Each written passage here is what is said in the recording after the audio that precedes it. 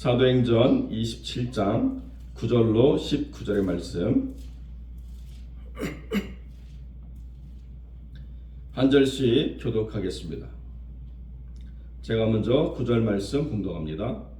여러 날이 걸려 금식하는 절기가 이미 지났으므로 항해하기가 위태한지라 바울이 그들을 권하여 말하되 여러분이여 내가 보니 이번 항해가 화물과 배만 아니라 우리 생명에도 타격과 많은 손해를 끼치리라 하되 백부장이 선장과 선조의 말을 바울의 말보다 더 믿더라. 그 항구가 겨울을 지내기에 불편하므로 거기서 떠나 아무쪼록 베닉스에 가서 겨울을 지내자는 자가 더 많으니 베닉스는 그레데 항구라. 한쪽은 서남을 한쪽은 서북을 향하였더라. 남풍이 순하게 불매 그들이 뜻을 이룬 줄 알고 닻을 감아 그레데 해변을 끼고 항해하더니 얼마 안 되어 섬 가운데로부터 유라굴로라 하는 광풍이 크게 일어나니 배가 밀려 바람을 맞추어 갈 수 없어 가는 대로 두고 쫓겨가다가 가우다라 하는 작은 섬 아래로 지나 간신히 거로를 잡아 끌어올리고 줄을 가지고 선체를 둘러감고 스르디스에 걸릴까 두려워하여 연장을 내리고 그냥 쫓겨가더니 힘에 쓰다가 이튿날 사공들이 짐을 바다에 풀어버리고 함께 읽습니다. 사흘째 되는 날에 배의 기구를 그들의 손으로 내버리니라. 아멘. 본문의 말씀을 가지고 인생의 폭풍을 만날 때라는 제목으로 이 말씀을 함께 나누겠습니다. 오늘 본문은 드디어 바울이 이달리아 그때 당시의 표현인데요. 이태리로 향하는 배를 타고 출발하는 여정을 보여주고 있습니다. 로마로 향하는 여정을 배를 통해서 갈 때 그 이유가 무엇이었냐면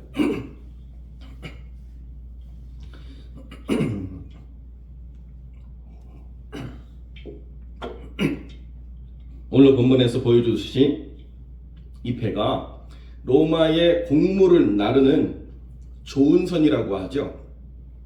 여객선이 아니고 로마의 공물을 날라서 이윤을 남기는 상인들이 운행하는 큰 배입니다. 지금도 배가 300명 가까이 승선할 수 있다고 한다면 작은 크기의 배가 아니죠. 그때 당시에 300명이 승선할 수 있는 배라고 하면 굉장히 큰 배라고 우리가 생각할 수 있습니다. 선박 건조 기술이 뛰어난 알렉산드리아 배였기 때문에 거기에 상인들이 공물을 싣고 이태리로 가서 로마에 그 공물을 풀고 또 돈을 얻어가지고 나와서 이렇게 다시 매입을 하는 그런 상인들이 그 여정을 잘 꿰고 있었기 때문에 백부장이 지금 항해할 시기냐 아니냐를 가지고 결정해야 될 때 바울은 분명히 하나님 안에서 생명과 재물에 많은 손해가 있을 거라고 이야기했음에도 불구하고 선조의 말을 더 믿었다는 거예요. 선장과 선조의 말을. 그래서 드디어 출항을 결정해가지고 미항이라고 하는 이 항구를 떠나서 그레데라고 하는 곳에 베닉스라고 하는 그레데 항구에 가려고 출발을 했는데 결국에는 풍랑을 만나가지고 큰 낭패를 겪게 되는 것들을 성경이 기록하고 있습니다. 여기 보면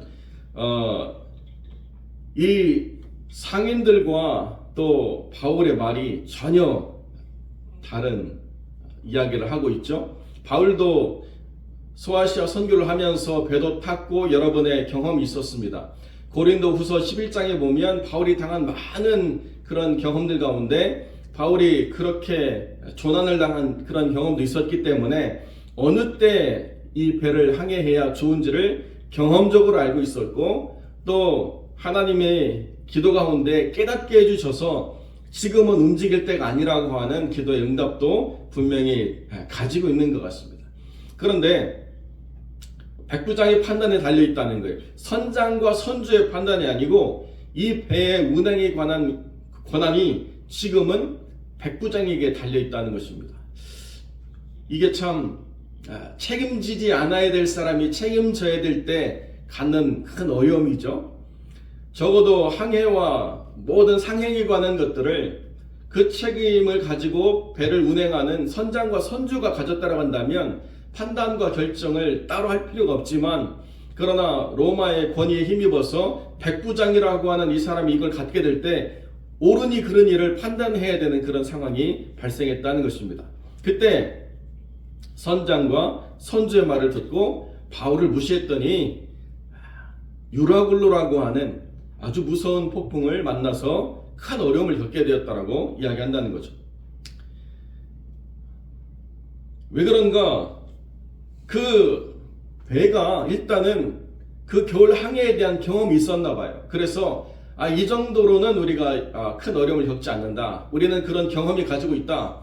그런 경험을 통해서 우리는 얼마든지 그것을 극복해낼 그런 훈련들을 했기 때문에 겨울 항해도 얼마든지 가능하다라고 하는 자신들의 경험을 의지했던 것 같고, 시기적으로도 11월이 되기 전 10월이었기 때문에 11월이 되기 전에는 그렇게 큰 폭풍을 만나지 않는다. 자기들의 시기에 관한 그런 경험들을 얘기했고, 또 베닉스라고 하는 이 항구가 굉장히 먼 게 아니고요, 한 64km 정도 떨어져 있습니다. 그러니까 한 조금만 가면 64km, 한 하루 이틀만 더 가면 64km를 갈 것 같은 가까운 거리에 있고요. 결정적으로 미항이라고 하는 이 항구는 말이 좋아서 미항이지 정말 아름다운 항구가 되어서 미항이 아니고 헤이븐, 겨우 피할 수 있는 그런 피난처, 이런 이름으로 불려지기 때문에 좁다는 거예요. 뭐가 불편하고 모자라다는 거예요. 300명이나 되는 사람들이 여기서 몇 달을 지내기에는 자기들이 불편한 것들이 많으니까 베닉스로 한 64km만 가면 모든 문제가 해결되니까 조금만 더 갑시다. 그때 백부장이 선장과 선주의 말을 믿었다는 거예요. 그리고 난 다음에 결국에는 결정적으로 남풍이 불어주는 거죠. 그러니까 모든 조건이 완벽하구나 그러면서 자기들이 결정한 그것이 맞다라고 확신하게 됐다는 거예요. 그래서 13절에 보면 그들이 뜻을 이룬 줄 알고 이렇게 되어 있습니다. 그래도 행여 바다 멀리 나가면 큰 일을 겪을까 봐서 해변을 끼고 이렇게 여행하는 것들을 보여주는데요. 그 섬 해변을 끼고 가는데 바람이 어떻게 오느냐, 갑자기 바뀌어가지고 바다 쪽으로 밀어내는 강한 바람이 불어와서 이 폭풍우에서 섬 쪽으로 붙어가지고 조난당하는 게 아니라 망망대해로 떠내려가는 그런 경험을 갖게 되었다는 것입니다. 저도 LA에서 부교육자 사역할 때 배를 타고 나가서 낚시를 한 경험이 있습니다. 어떤 분들과 함께 그날 낚시를 한번 가자고 이렇게 일을 짜서 그분들하고 배를 타고 낚시를 갔습니다. 여러분, 망망대해라는 거 겪어보셨나요? 항구에서 1시간 정도 나가니까요, 온 주변을 둘러봐도 정말 아무것도 보이지 않는 바다예요. 그리고 나서 1시간을 더 가니까 섬이 있더라고요.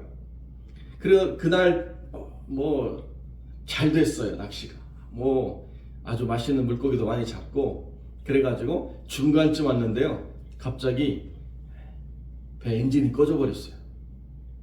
바다는요, 밤이 되면 파도가 거세집니다. 망망대해에 엔진이 꺼지고 파도가 치는데요, 짜릿하던데요. 이거 공포영화가 따로 없어요. 그냥 슬럭슬럭 파도 소리가 치는데 갑자기 커지면서 배가 기우뚱 하는데, 이래서 사람은 두 발을 딛고 살아야지 이렇게 바다에 나와서 살 게 아니구나 하는 마음이 확실하게 들었습니다. 아마 여러 사건이 조합해서 제가 다시는 배를 타고 바다에 나가지 않지만 그 사건도 만만치 않았던 것 같아요. 그리고 났는데 저희 배보다 더 조그만한 배가 와가지고 저희를 끌고 가더라고요. 그래도 끄니까 끌리더군요. 그래서 겨우 항구로 돌아왔던 그런 경험이 있습니다. 한번 망망대해에서 동력을 잃어버리면 이 현대의 배도 나갈 방법이 없어요. 하물며 목선이 망망대해로 바람에서 끌려 나가서 파도가 들이치기 시작하면 버틸 재간이 없는 것입니다. 사흘 내내 그 광풍에 의해서 쫓겨나가지고 겨우 섬 아래로 지나가면서 겨우 배를 운전할 수 있는 거를 잡아가지고 줄을 가지고 선체를 둘러감아서 스르딕스라고 하는 것은 그 주변에 있는 암초거든요. 암초에 걸릴까 봐서 겨우겨우 이렇게 조심하며 흘러가는 것들을 보는 것입니다. 배가 무거워지면 더 깊이 가라앉으니까 암초에 걸릴 확률이 더 높아가지고 있는 것들을 다 버리는 거예요. 결국에는 모든 소유를 다 버리고 나서야 조금 안정을 갖는 그런 모습들을 보여주고 있습니다. 자, 여기서 우리가 생각해야 될 중요한 가치가 어디 있느냐? 여러분, 모든 인생의 날에 생각지 않은 어려움이 오고 그때 판단과 결정을 해야 될 때가 있다는 것입니다. 우리가 분명히 알거니와 하나님이 바울을 통해서 로마로 가야 된다라고 하는 그런 사명을 주셨지만 순탄한 길만 주신 게 아니에요. 그 순탄하지 않은 상황 가운데서 내 뜻과 내 결정으로 무언가를 행한다라고 한다면 아무런 어려움이 없겠지만 다른 사람에게 결정을 맡기고 다른 사람에게 모든 판단을 맡기게 되는 상황에서 우리가 어떻게 해야 될 것인가 고민스럽죠. 그때 모든 판단을 맡은 사람이 제대로 분별을 해야 되거든요. 그래서 그 분별의 원리가 뭐냐? 상황이 아니고 때로는 동기를 분별해야 될 때가 있다는 거예요. 지금 선장과 선주의 말은 상황에 대한 치밀한 분석이 빠져 있고 동기에 대한 분석을 해야 될 만큼 마음이 앞서 있는 그런 상황입니다. 그러니까 여러분, 때로는요, 사업가와 사기꾼을 구별하기가 애매한 그런 상황이 됩니다. 조금 위험을 감수하고라도 돈을 벌려고 하는 사람을 볼 때 아슬아슬하죠. 저러다가 한 발만 잘못 디디면 큰 어려움을 겪는데, 한 발만 잘못 디디면 큰 혼란을 겪는데, 이런 생각이 들지 않겠습니까? 저도 개척할 때 여러 유형의 분들을 만났는데요. 그 성공에 대한 열망이 큰 사람이요, 겪는 문제가 뭐냐? 사업이 된다라고 하는 확신이 정확한 분석이 이루어지지 않고 마음이 앞서 있으면 꼭 사기꾼을 만나더라고요. 꼭 사기꾼을. 그래가지고 낭패를 겪어요. 심지어는 목사님, 저랑 이번에 한국 한 번만 갔다 오시면 제가 크게 뭐 해가지고 뭘 교회 헌금할 수 있는데 목사님도 같이 가시자고. 아니, 제가 지금 교회를 놓고 그 사업 때문에 한국에 가야 할 이유가 뭐가 있습니까? 두 가지를 다 잡으려고 그래요. 목사가 가면 더 사업에 위험을 겪지 않을 것 같은 생각이 드는지 모르겠는데 동기가 없어요. 있어요. 그러니까 분명히 제가 볼 때는 위험한데 사기꾼인데 분별이 안 되는 거예요. 여기도 마찬가지예요. 백부장도 빨리 여기를 벗어나고 싶은 마음이 컸고 선장과 선주도 여기를 벗어나서 조금만 더 가면 이라고 하는 그 동기가 앞서 있으니까 바울이 겪고 있는 그 상황 속에서 영적인 판단 또 경험적인 판단, 이 모든 것들이 다 무시가 되어버린다는 거죠. 그러고 나면 반드시 어려움을 겪을 수밖에 없다라는 것이 우리의 삶의 실제가 된다는 것입니다.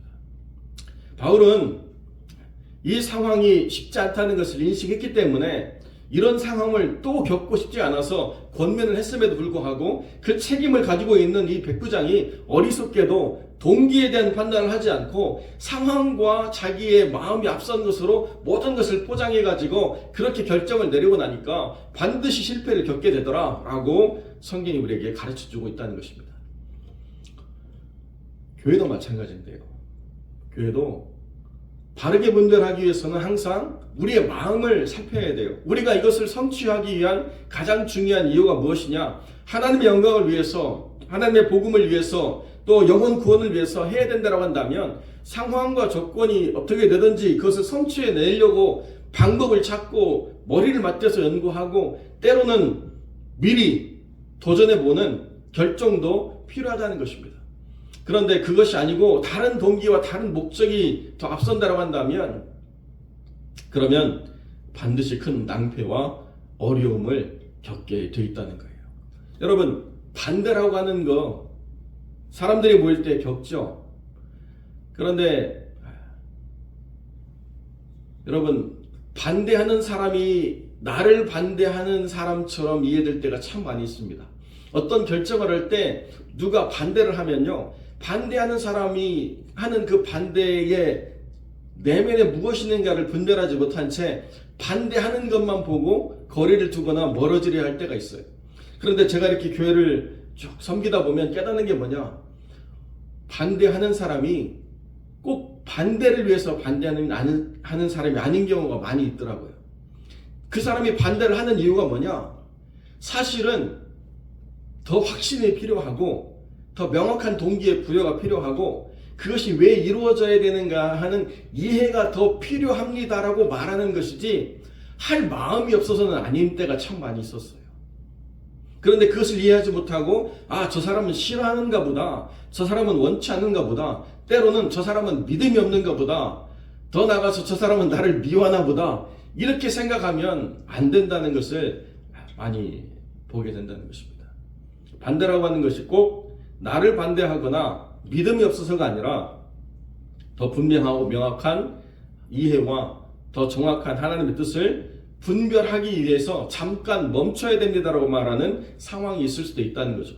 그런데 내 동기가 더 앞서가지고 내 마음이 더 앞서가지고 그런 것들을 분별하지 않게 되면 반드시 영적인 풍랑 또는 인생의 풍랑을 만날 수밖에 없다라고 우리가 생각해야 된다는 것입니다. 사랑하는 성도 여러분, 누구는 알았지만 그러나 대다수의 사람이 그것을 무시할 때 겪는 어려움이 반드시 있을 수 있습니다.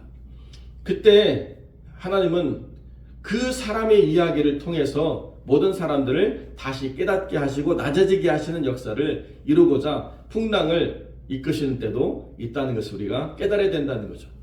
결코 이 풍랑이 반가운 손님은 아니었지만 그것을 통해서 이제 이후로 모든 결정의 주도권이 이제 누구에게로 가느냐, 믿음의 사람인 바울에게로 넘어가도록 하나님이 이끄셨다는 것입니다.